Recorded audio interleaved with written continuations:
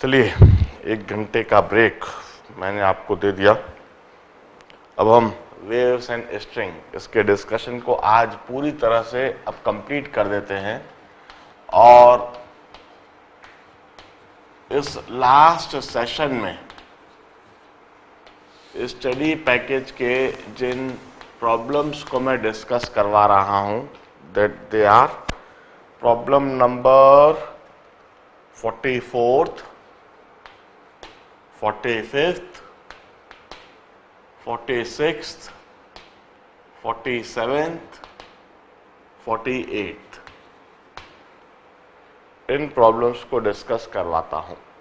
सबसे पहले मैं डिस्कस कराता हूं प्रॉब्लम नंबर 44th को। जरा ध्यान से प्रॉब्लम स्टेटमेंट को पढ़ते हैं। 2 wires are kept tight between the same pair of support। 2 wire है और इस तरह से इन दोनों वायर को सेम पेयर ऑफ सपोर्ट के बीच में रखा गया है। दोनों वायर में कुछ डिफरेंस है।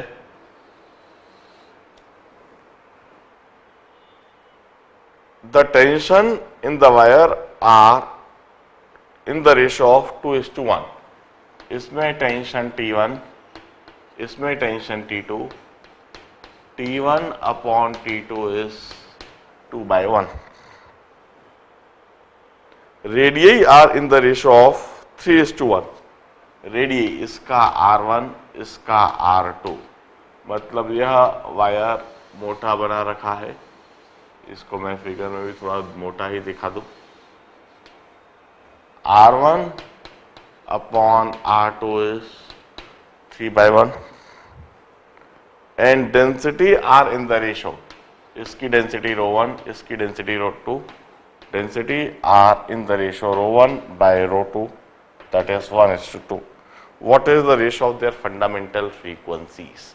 देखिए fundamental frequency is given by expression। fundamental frequency जो होती है उसके लिए पहले हम expression को लिखते हैं। That expression is given by 1/2L under root of f by mu। Length दोनों की सेम, एफ भी दोनों के लिए एफ दोनों के लिए अलग अलग है, टेंशन दोनों के लिए अलग अलग है। जो टेंशन T1/T2 लिखा है इसको मैं F1/F2 लिखता हूं। इनफैक्ट मास पर यूनिट लेंथ दोनों के लिए अलग अलग होगा। मैं इसी समय मास पर यूनिट लेंथ लिखता हूं। सबसे पहले cross section area, cross section area हम लिखेंगे पाई r²। अब मैं कहूंगा volume of wire is pi r² into L। फिर हम कहेंगे mass of wire, mass of wire is its volume into density. फिर हम कहेंगे mass per unit length of wire, mu is pi r² rho। This is mass per unit length mu।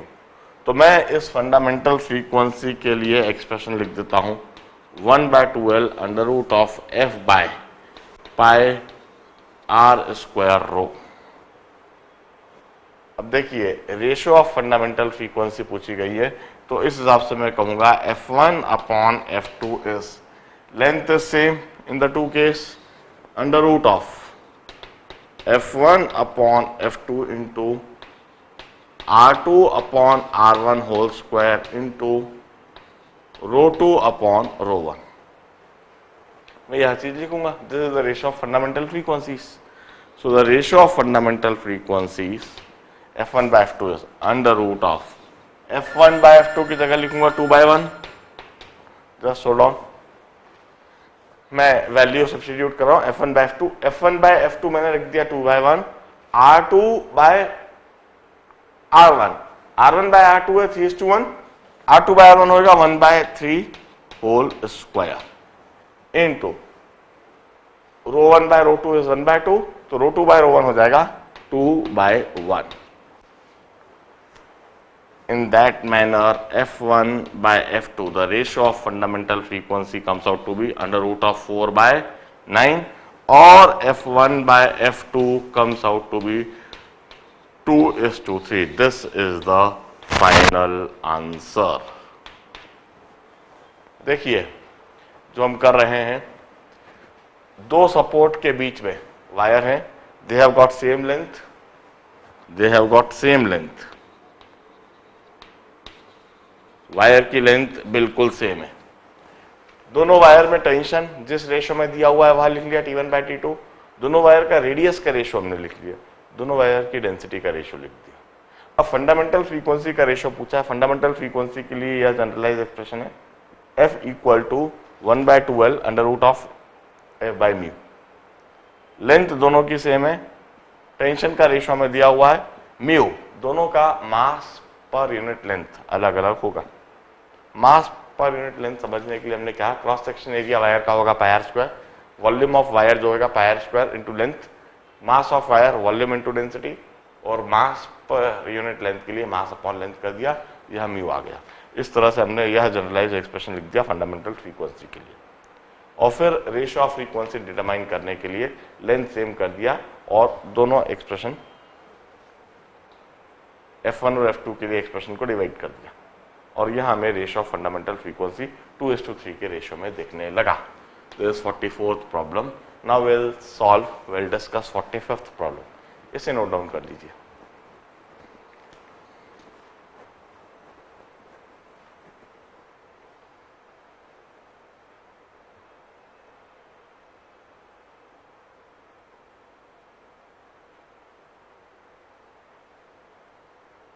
Now let us discuss 45th problem. Figure show a string stretched by a block going over a pulley. इस बार इस तरह का एक figure दिया हुआ है.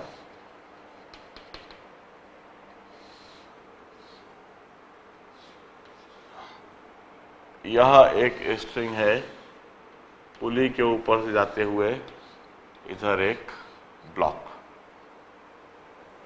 String vibrates in its 10th harmonic in unison with tuning fork. 10th harmonic है. When a beaker containing water is brought under the block so that block is completely dipped into the beaker, the string vibrates in its 11th harmonic. अब देखिए दूसरा situation के लिए मैं figure draw करता हूं.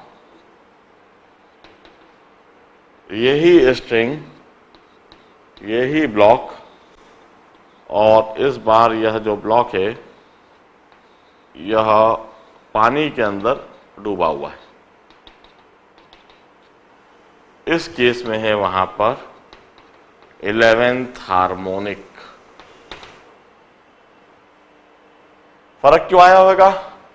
इधर रहा होगा जो स्ट्रिंग में टेंशन T है दैट इज mg, और इधर जो स्ट्रिंग में टेंशन T डैश है that is m minus m not g. Here m is the mass of block, m is mass of block, and here m naught is mass of water displaced. इस तरह से tension में फर्क आया होगा, और tension में फर्क आ जाने से वेलोसिटी में फर्क आएगा. Here velocity is under root t by mu, and here velocity v dash is under root of t dash by mu. Means here under root of mg by mu, and here under root of m minus m naught g by mu. अब देखिए here 10th harmonic. 10th harmonic का मतलब है 10th harmonic का मतलब है length L is equal to 10 lambda by 2। और इधर 11th हार्मोनिक का मतलब है 11th हार्मोनिक का मतलब है length L equal to 11 lambda dash by 2। This is the meaning of 10th harmonic and 11th harmonic. अब उन्होंने पूछा है डेंसिटी, अब फ्रीक्वेंसी सेम है, velocity v is wavelength into frequency. तो इधर वेवलेंथ हुई 2L बाय 10 और इधर वेवलेंथ लैम्डा डैश हुई 2L बाय 11। अब इधर मैं लिखूंगा velocity v is under root of mg by mu is wavelength की जगह 2L बाय 10 इंटू फ्रीक्वेंसी, और इधर मैं लिखूंगा velocity is under root of m minus M nought into G by mu is 2L by 11 into f। इस तरीके से लिख दूंगा मैं। Now what I will do is this equation divided by this equation, g cancel, mu cancelled, under root of m by m minus m naught is equal to f cancelled, 2L cancelled, 11 by 10। अब under root of m upon m minus m naught, m is mass of block, mass of block is density of block into its volume upon density of block into its volume minus density of water into its volume is 11 by 10. Volume term throughout cancelled, so this becomes rho upon rho minus 1000 kg per meter cube is equal to, मैं square करके लिख दूं 121 by 100। This is density of water. Solve it. आप इसे solve कर दीजिए and you would get the answer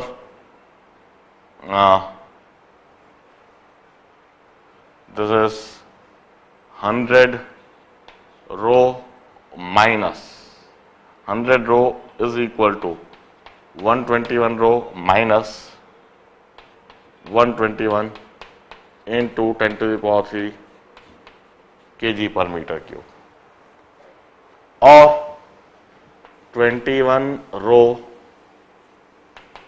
is equal to 121 into 10 to the power 3 kg per meter cube. Solve it to get the density of block. मैं answer देखकर लिख देता हूं सीधा सीधा ही। There is 45th problem. 5 point density of block would be 5.8 into 10 to the power 3 kg per meter cube. This is the answer. इसी समय पूरे प्रॉब्लम को सॉल्व करने का तरीका बड़े ध्यान से देखिए।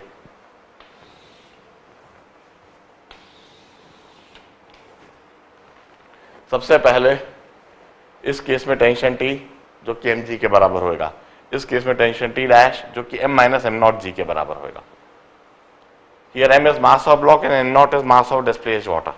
इस केस में 10th हार्मोनिक, इस केस में 11th हार्मोनिक। वेलोसिटी होता है under root T by mu, इस केस में velocity under root of mg by mu. 10th harmonic है इसलिए 10 lambda by 2 equal to l, wavelength equal to 2l by 10।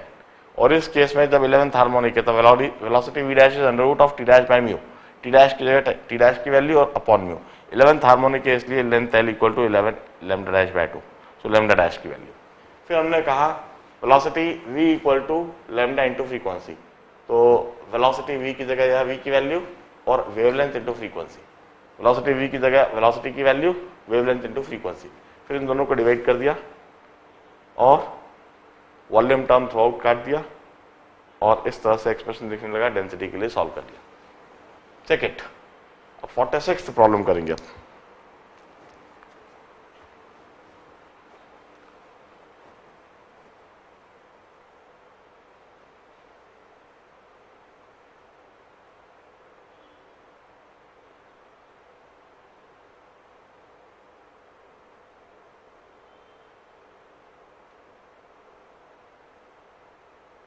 now let us discuss problem number 46th. A 2-meter long rope. A 2-meter long rope, mass of 80 grams, is fixed at one end. It's fixed at one end.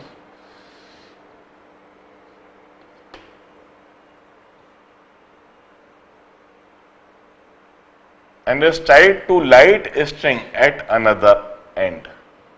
The tension in the string is 256 Newton. Find the fundamental frequency in the first two overtone. Find the length in the fundamental in the first two overtone. अब देखिए, इस case में एक मोटी string पतली string से बंधी हुई है, तो फंडामेंटल फ्रीक्वेंसी, सबसे पहली बात फंडामेंटल फ्रीक्वेंसी इसकी यह होगी, this is the fundamental frequency, fundamental note.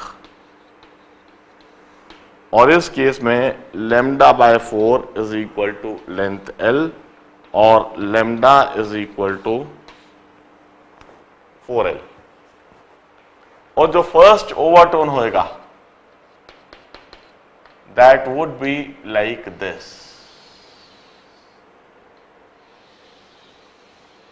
This would be the first overtone, in this case 3 lambda by 4 is equal to L और lambda dash equal to 4L by 3। क्योंकि यह open and के माफिक रहेगा, ये एक लेस डेंस स्ट्रिंग से बंधा हुआ है, ओपन एंड कहलाएगा। Light string means open and. जो लाइट स्ट्रिंग है, this is a light string. A light string would behave as a open end. और सेकेंड ओवरटोन कैसा होगा जानते हैं? Second overtone would be like this.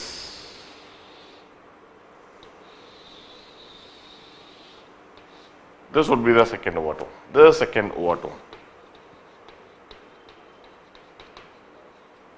इसमें 5 lambda double dash by 4 is equal to L और lambda double dash equal to 4L by 5।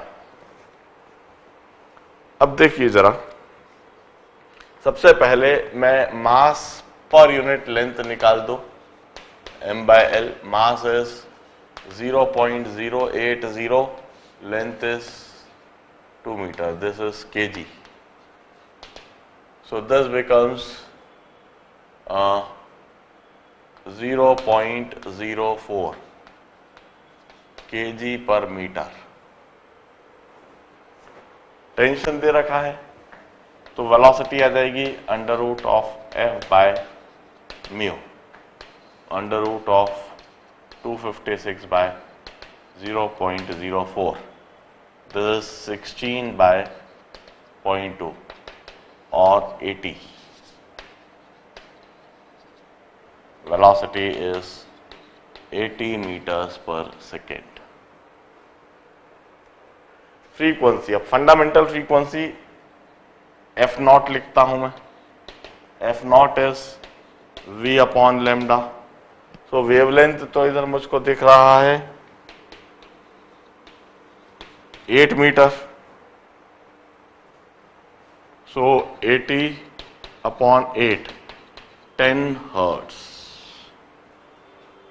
First overtone लिखूंगा v by lambda dash, so 80 upon this is 8 into 2, 8 by 3 meters, so 8 by 3, so this becomes 30 hertz. And second overtone frequency is v by lambda double dash, that is v की जगह 80 और इधर मैं लिखूंगा this is 8 by 5 meter, so here 8 by 5, so this is 50 hertz. This is fundamental frequency and the first two overtone frequency. Wavelength भी मैंने लिख दी अब तो, 8 metre, 8 by 3 metre, 8 by 5 metre in the fundamental and the first two overtone. These are complete solution. पूरे problem का solution board में लिखा हुआ दिख रहा है, सारे situation, fundamental note, first overtone, second overtone, ये सारी चीज लिखी हुई दिख रही है। पूरा प्रॉब्लम के सॉल्यूशन को ध्यान से देखें, नोट डाउन करें। Now we'll solve 47th and 48th problem. In fact, we are about to finish this chapter, waves.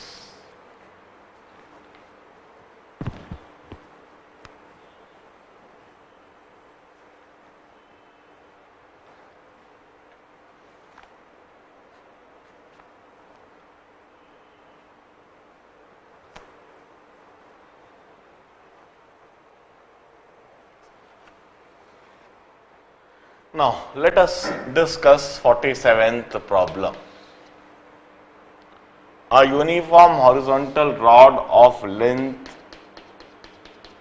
40 centimetre, यह एक रॉड है, its length is 40 centimetre, mass 80 grams, is fixed at one end.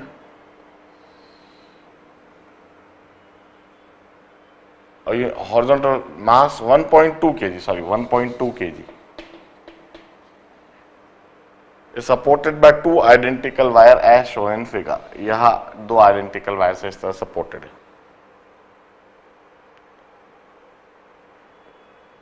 Where should mass of 4.8 kg be placed on the rod so that the same tuning fork may excite wire on left into its fundamental vibration and on right into its first overtone.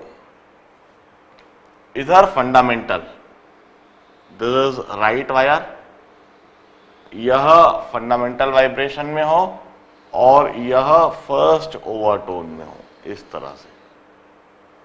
और इसके लिए हमें 4.8 kg मास को कहां टांगना चाहिए।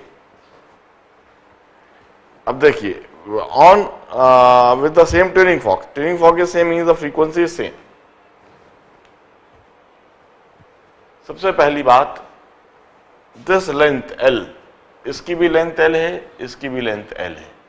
इधर मैं कहूंगा length L is equal to lambda by 2, lambda 1 by 2, और इधर मैं कहूंगा length L is equal to lambda 2। तो इधर हो जाएगा lambda 1 is equal to 2L और इधर हो जाएगा lambda 2 is equal to L। अब देखिए, फ्रीक्वेंसी दोनों जगह सेम है, फ्रीक्वेंसी दोनों जगह सेम है, एफ एफ। तो वेलोसिटी इधर v1 होएगा लैम्डा 1 f, सो velocity v1 is 2L into F, और इधर वेलोसिटी v2 हो जाएगा लैम्डा 2f और velocity v2 is L into F. हम अच्छी तरह से जानते हैं v1 is under root of t1 by mu and v2 is under root of t2 by mu. So v1 upon v2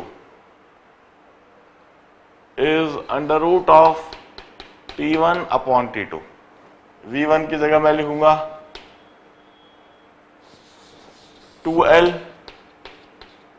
into F or इधर L into F is equal to under root of T1 by T2.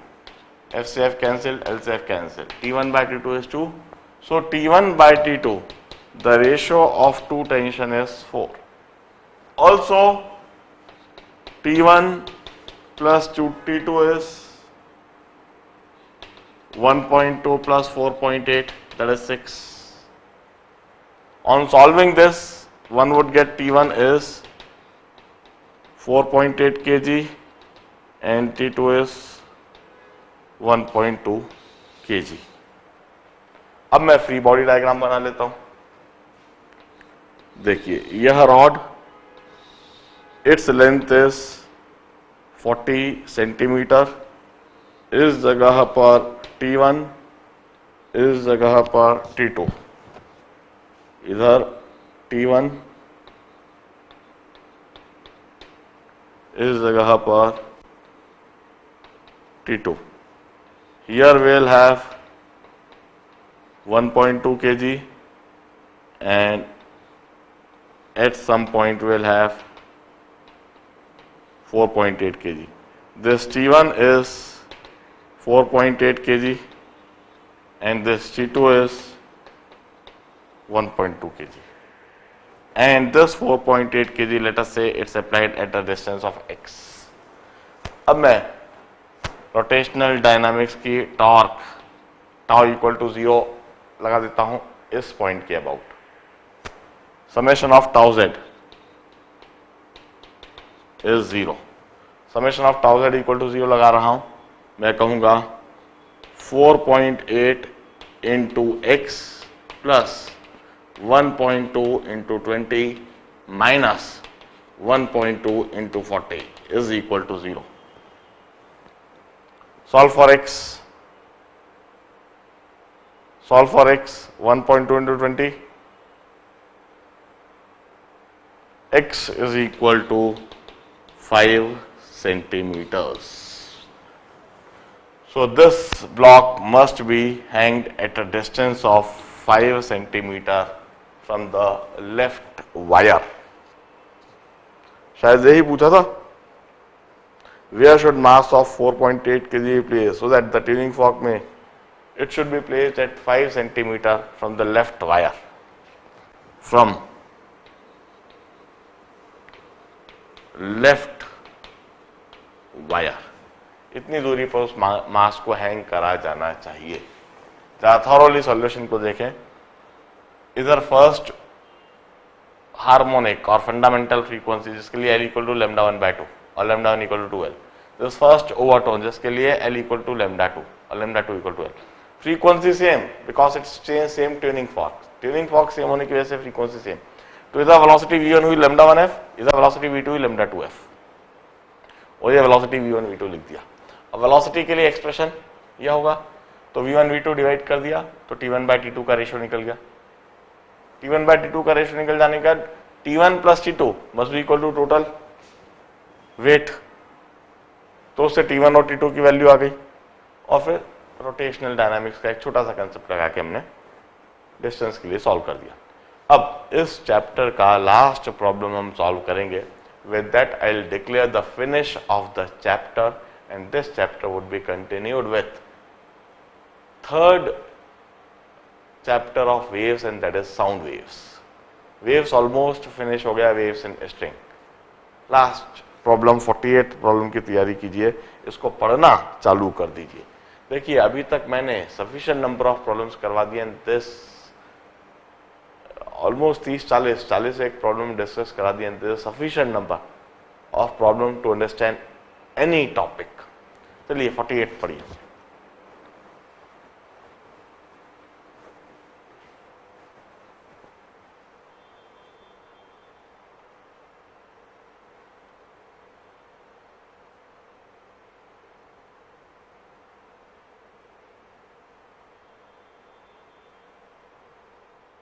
Now let us discuss the last problem of this chapter, 48th problem. Figure show an aluminum wire of 60 centimeter joined to a steel wire. देखिए एक figure जो सामने दिख रहा है, पहले हम वह बना लेते हैं। यह एक स्टील वायर है, यह एक एल्यूमिनियम वायर है। This is aluminium wire and this is steel wire. Its length L1 is 60 centimeter and its length L2 is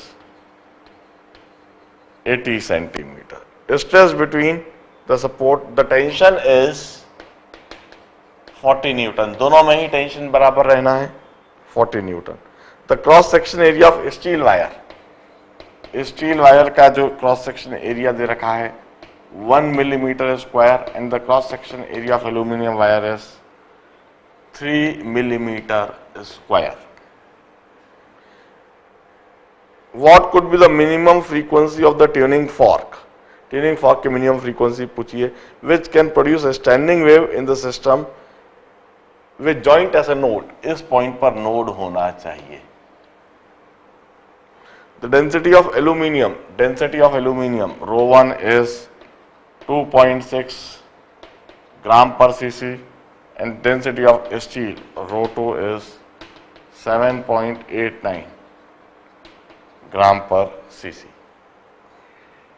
अब देखिए, हम कहते हैं सबसे पहले इधर इस तरीके से कुछ वायर वाइब्रेट करेगा और नोड बनाएगा, और इधर भी कुछ इस तरह से वायर वाइब्रेट करेगा और जॉइंट पर नोड बनाएगा। इधर हम कहते हैं लैम्डा 1 और L1 is equal to n lambda 1 by 2, here L2 is equal to m lambda 2 by 2, or here lambda 1 is equal to 2l by n and here lambda 2 is equal to 2l1 by n and here 2l2 by m। अब frequency दोनों में same है f, frequency दोनों में same है f। अब velocity के लिए velocity is under root of t by mu, mass per unit length.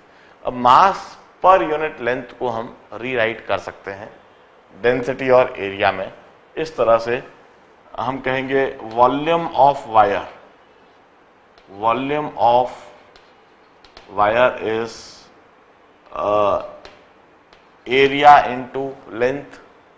फिर मैं लिखूंगा mass of wire is density into area into length and mass per unit length mu of wire is rho A L by L, that is rho into A, this is mu.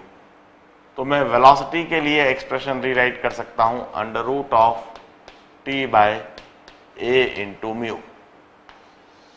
इस तरीके से मैं velocity लिख सकता हूं। तो इधर हो जाएगी velocity v1, v2 is under root of f by a2 म्यू2 and this lambda 2 into f, और इधर वेलोसिटी v1 हो जाएगी under root of f by a1 म्यू1 और ये हो जाएगी लैम्डा 1 इंटू f। मैं यह एक्सप्रेशन दोनों v1 v2 के लिए लिख रहा हूं, v1 v2 के लिए एक्सप्रेशन लिख रहा हूं under root of v1 is under root of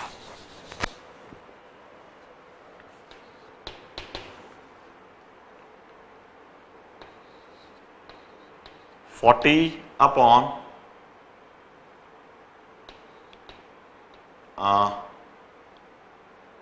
या फिर मैं वेरिएबल्स में ही लिखता हूं अभी तो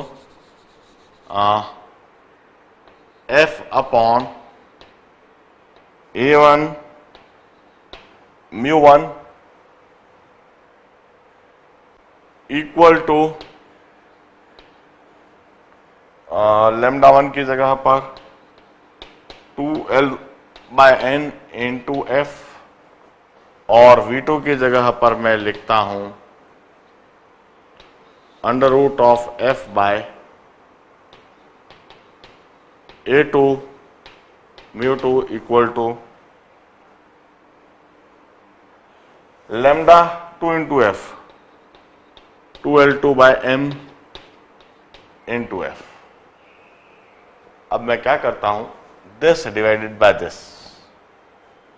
इन्हें डिवाइड करता हूं m और n का रेशो समझने के लिए। V1 अपॉन V2, दोनों वायर में वेलोसिटी का ratio, is under root of A2/A1 into μ2/μ1 is equal to L1/L2 into m/n, 2f cancelled. यह देखिए, अब मैं m/n का रेशियो इधर से निकालूंगा। A2/A1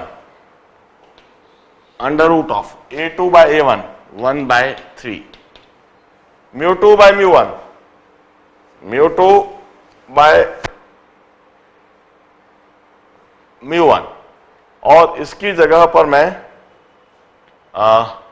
म्यू की जगह पर मैं A2 ρ2/A1 ρ1 कर दूंगा, is equal to L1/L2, L1/L2 की जगह 60/80 60/80 into m/n।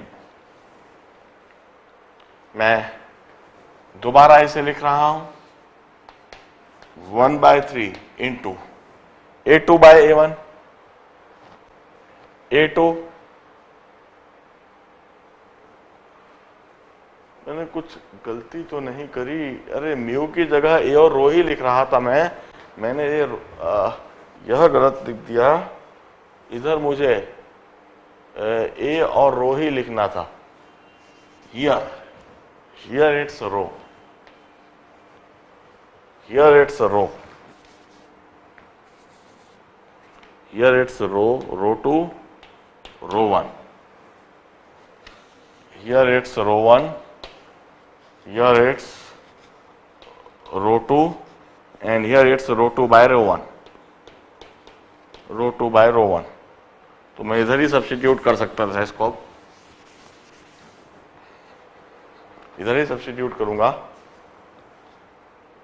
Under root of A2/A1, A2/A1 is 1/3 and ρ2/ρ1, that is 7.89/2.6 is equal to L1/L2, L1/L2 is 60/80 into m/n। अब जरा देखिए, this is almost 3, this is almost 3, so this becomes 1 nearly, so m/n is equal to 4/3। so least integral solution, least integral solution is m equal to 4 and n equal to 3, means fourth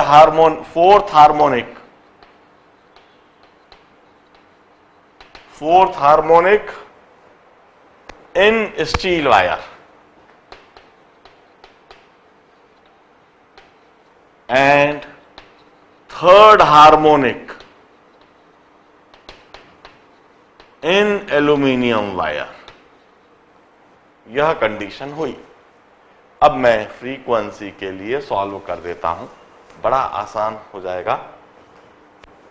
third harmonic का frequency in aluminium wire के लिए solve कर देता हूं। n/2l under root of f by a into rho, यह formula लगाऊंगा। Aluminium wire के लिए निकाल देता हूं फ्रीक्वेंसी, वही स्टील वायर के लिए भी होगी। n की जगह मैं 3 रखता हूं, 2 into length of aluminum wire is 0.6 meter under root of 40, its area is 3 into 10 to the power minus 6 मीटर। सारे SI सिस्टम में सब्स्टिट्यूट कर रहा हूं मैं। And density is 2.6 into 10 to the power 3। सारे SI सिस्टम में सब्स्टिट्यूट कर दीजिए और अब हमें आंसर मिल जाएगा 180 हर्ट्ज। यह यूनिफॉर्म फ्रीक्वेंसी एल्यूमिनियम में भी होगी और स्टील में भी होगी। स्टील में 4th हार्मोनिक, एल्यूमिनियम में 3rd harmonic. And node eight joint, उनके जंक्शन पर नोड बनेगा। इसका मतलब वहां पर अब एग्जैक्टली मैं ड्रॉ करूंगा तो ऐसी सिचुएशन नहीं होगी। मैं अब सही सिचुएशन ड्रॉ कर देता हूं। यह स्टील और यह एल्यूमिनियम, यहां पर 4th हार्मोनिक है इसलिए इस तरह के 4 लूप, और इधर 3rd हार्मोनिक है इसलिए इस तरह के 3 लूप। यह 4 लूप और यह 3 loop. This is node, this is 4 loops and here we have got 3 loops in steel, 4 loops in steel and 3 loops in aluminum wire.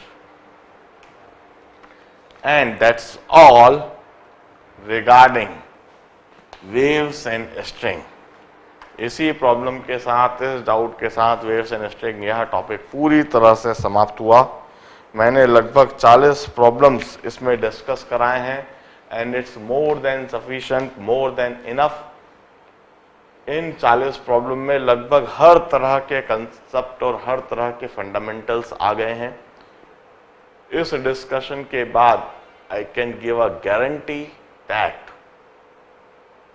IIT JEE में या किसी भी एग्जामिनेशन में किसी भी तरह का प्रॉब्लम, किसी भी तरह का क्वेश्चन पूछा जाए, यदि आपने थॉरोली पूरी थ्योरी सुन ली है, आपने थॉरोली इस स्टडी पैकेज को पूरा अटेम्प्ट लगा लिया है, अधिक से अधिक प्रॉब्लम्स आपने स्वयं ने सॉल्व करने की कोशिश करी है, और उसके बाद जो आपके डाउट्स रहे हैं वह इन डाउट डिस्कशन सेशन से आपने वो भी क्लैरिफाई कर लिए हैं। ऐसी कंडीशन में आपका एक सब्सटैंशियल लेवल बन चुका है। आप किसी भी तरह के प्रॉब्लम को IIT JEE में या किसी भी एग्जामिनेशन में 100% सॉल्व करोगे, 100% क्रैक करोगे। यदि कोई सिली मिस्टेक नहीं करते हो तो पूरे मार्क्स लेकर आओगे। That's my guarantee. इसी के साथ वेव्स का यह जो सेकेंड पार्ट है, वेव्स इन स्ट्रिंग, यह टॉपिक समाप्त हुआ। अब मैं इस टॉपिक को कंटिन्यू करूंगा साउंड वेव्स के साथ। साउंड वेव्स फिनिश होते से ही वेव्स यूनिट पूरी तरह से समाप्त हो जाएगा। Anyway, I wish you all the best. अगले टॉपिक के लिए अगला टॉपिक पढ़ना चालू कीजिए और उसके प्रॉब्लम सॉल्व कीजिए। Bye bye, all the best.